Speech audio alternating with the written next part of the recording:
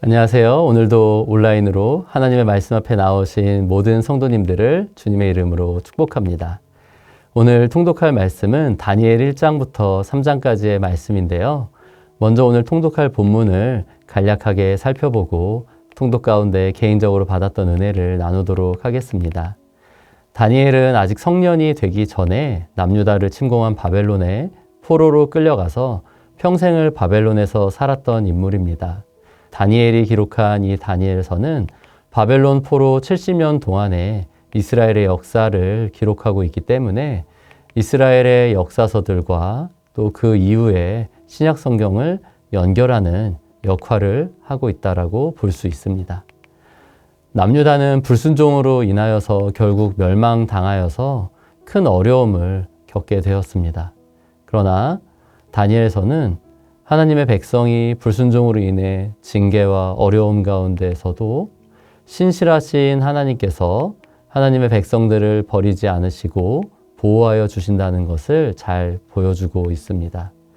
또한 남유다가 멸망당하고 성전마저 무너진 상황 속에서도 하나님께서는 여전히 온 우주를 통치하시고 계시며 하나님을 믿지 않는 이방 나라의 왕들조차도 하나님의 주권 아래 있다는 것을 다니엘서는 우리에게 잘 말씀하고 있습니다.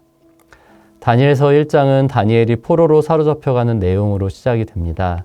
그런데 남유다가 그 어려움 속에서 다니엘이 포로로 잡혀가게 되는 것마저도 하나님의 주권 아래 일어나는 일이라고 다니엘서 1장 2절은 아주 명확하게 말씀을 하고 있습니다.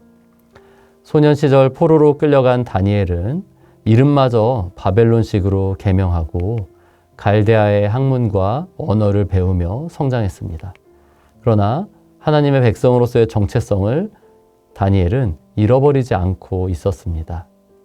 그러던 어느 날 하나님을 알지 못하던 바벨론의 삶 속에서도 하나님께 순종함으로 하나님을 기쁘시게 하겠다고 다니엘이 뜻을 정하였습니다.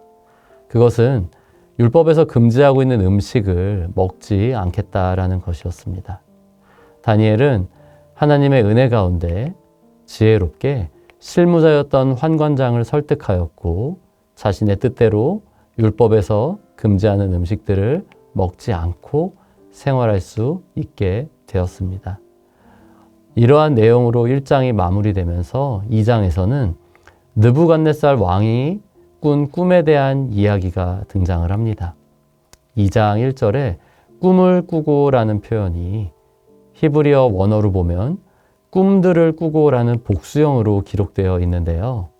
그런데 3절에서는 내가 꿈을 꾸고 그 꿈을 알고자 하여 라며 꿈이 단수형으로 히브리어를 보면 기록되어 있습니다. 이것은 느부갓네살 왕이 동일한 내용의 꿈을 여러 차례 반복해서 꾸었다라는 것을 의미합니다.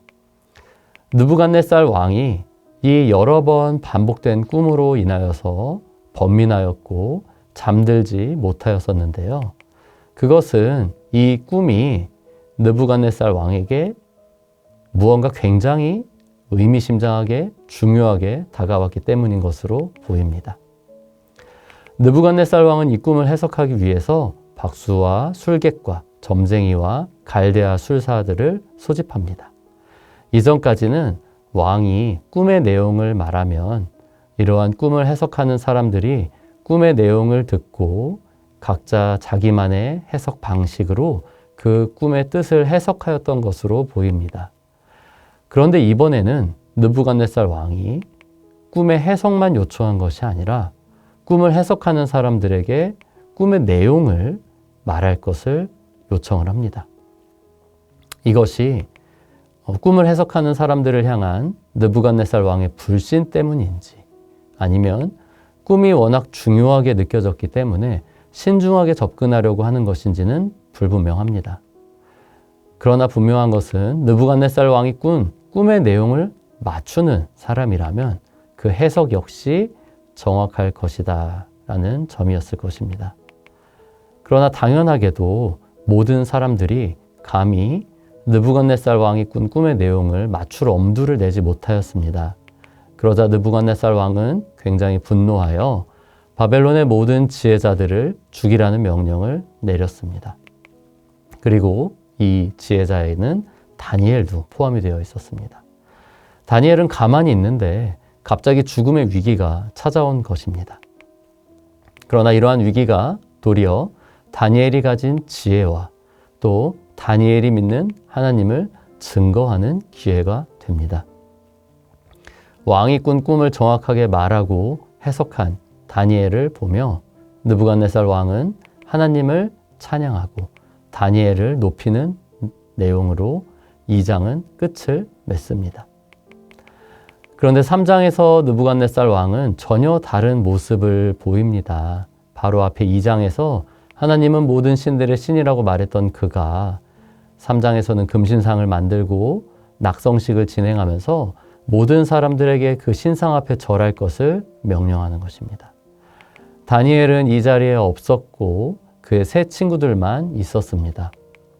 다니엘의 세 친구들은 하나님을 향한 굳은 믿음으로 신상에 절하지 않았습니다. 그리고 이로 인해 극렬히 타오르는 풀무불에 던져지는 극형을 받았습니다. 그러나 하나님께서 행하신 아주 특별한 기적으로 인해 다니엘의 세 친구들은 무사히 살아남게 되었습니다. 그리고 그러한 세 친구들을 보며 느부갓네살 왕은 다시 한번 하나님을 찬송하게 됩니다. 하나님을 믿지 않는 이방 세상에서 살아가는 다니엘의 모습을 이 시대를 살아가는 그리스도인들의 모습과 비슷하다는 생각이 저는 말씀을 통독하면서 들었습니다. 그래서 다니엘의 신앙과 삶의 모습이 더 은혜가 되고 또 도전이 되는 것 같습니다. 저는 오늘 말씀을 묵상하면서 특별히 하나님의 율법을 지키기 위해 음식을 구별하는 다니엘의 그 모습이 마음에 남았습니다. 8절 말씀인데요. 제가 읽어드리도록 하겠습니다. 다니엘은 뜻을 정하여 왕의 음식과 그가 마시는 포도주로 자기를 더럽히지 아니하리라 하고 자기를 더럽히지 아니하도록 환관장에게 구하니. 아무도 자신이 먹는 음식에 대해 그렇게 할 것을 권하지 않았었고 또 어떻게 보면 사소하게 보일지도 모르는 문제였을 것입니다. 그러나 다니엘은 하나님을 향한 사랑과 또 자신이 사랑하는 하나님을 기쁘시게 해드리고 싶은 특별한 마음의 소원이 있었던 것 같습니다. 그래서 아직 성인이 되지 않은 참 비교적 어린 나이였음에도 불구하고 굉장히 귀한 마음의 결정을 내렸습니다. 제가 더 은혜가 되었던 것은 다니엘의 이런 결정뿐 아니라 그 이후에 나오는 2장의 내용이었습니다. 하나님의 나라 남유다는 멸망하였고 하나님의 백성들은 원수라고 할 수 있는 바벨론의 손에 붙들려서 멀리 바벨론까지 끌려와 살고 있는 상황이었습니다. 하나님께서 정말 계시지 않는 것 같은 그러한 시대의 상황이었습니다. 그러나 다니엘이 오직 하나님을 향해 뜻을 정했을 때 다니엘을 도우시는 하나님의 은혜가 그 이방 나라 가운데서도 펼쳐지는 2장 뒷부분의 내용이 저에게는 참 많은 위로와 또 은혜가 되었던 것 같습니다. 사랑하는 성도 여러분, 때로는 우리의 일상의 삶과 또 현실을 바라보면 마치 하나님이 계시지 않은 것처럼 느껴지고 또 세상이 그렇게 움직이고 있는 것 같이 다가올 때가 있습니다. 그럴 때 참 마음이 답답하고 또 낙심하는 생각이 들 때도 있는 것 같습니다. 바벨론의 포로로 끌려와 살던 남유다 사람들과 다니엘도 그러한 생각을 또 그러한 감정을 느끼게 될 때가 있었을 것 같습니다. 그러나 그러한 삶의 순간에도 하나님을 향하여 뜻을 정하고 우리의 삶을 하나님의 중심으로 정렬할 때 하나님께서는 우리를 외면하지 아니하시고 우리의 삶에 함께 하시는 은혜를 펼쳐 주신다라는 것을 오늘 다니엘서의 내용을 통해 알 수 있었던 것 같습니다. 하나님을 향하여 뜻을 정해 보시는 것은 어떠실까요? 이전까지 경험하지 못했던 새로운 하나님의 은혜가 삶 속에 열리기 시작할 것입니다. 우리 같이 잠시 기도하겠습니다. 전능하신 나의 하나님, 내 삶의 모든 순간이 주님의 손길 아래 있음을 고백합니다. 하나님을 알지 못하는 세상 속에서도 하나님을 사랑하는 마음으로 뜻을 정하여 살아갈 수 있기를 기도합니다. 주님, 제가 세상이 아닌 오직 주님만을 의지하오니 제 삶 속에 오늘도 역사하여 주시옵소서. 예수님의 이름으로 기도드립니다. 아멘.